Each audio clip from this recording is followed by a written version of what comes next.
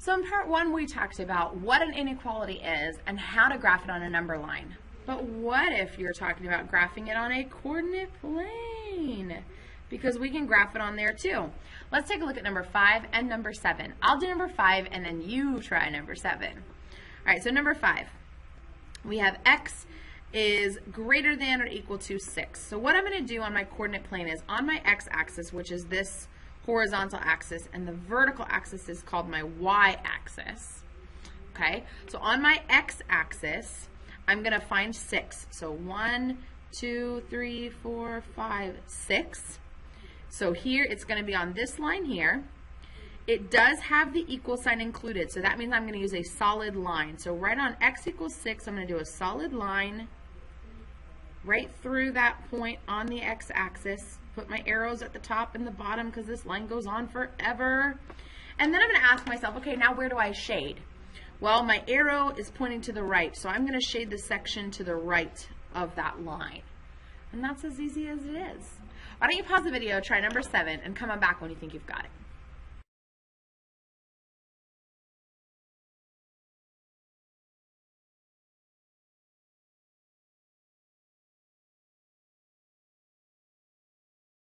How'd you do?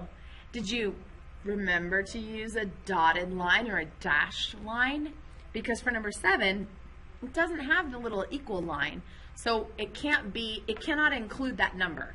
So on that number, it's got to be dashed. Okay? Let's take a look at what we're going to do when they give you the graph and you have to write the inequalities. We're going to kind of work backwards. All right, so we're going to take what we know and we're going to work down these 4 in the center. Okay? So all of these are going to start with a variable x. So you can go ahead and put those in there because that's what we're going to use for this lesson, always x. So looking at this first one, it's an open circle, which means it's not going to have the equal sign, and it's shaded to the right. So that means my arrow for my shading looks like this.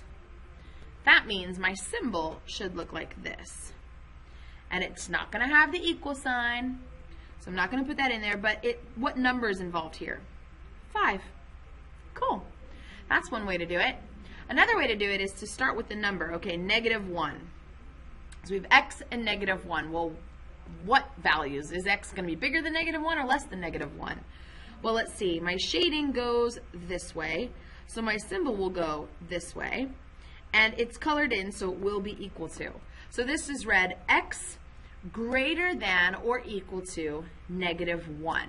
And that's, if you look at all these numbers, they are greater than or equal to -1. So that fits. So here we've got x and 2 is our number. It's colored in, so it will have an equal sign. Now, what direction is it going to go? This shading is going in this direction. So this tells me what my little symbol should look like. It's going to be pointed like that. So x is less than or equal to 2. That's how we figure that out. How about this one? Let's see. We've got shading is going this way. So I'm going to go that way with my symbol. It's not colored in, so I will not have an equal sign here. And it's at -5, so that's the number included in my inequality. So it's as simple as that. What direction am I shading? Is it colored in or not colored in? And what's the number that I'm looking at?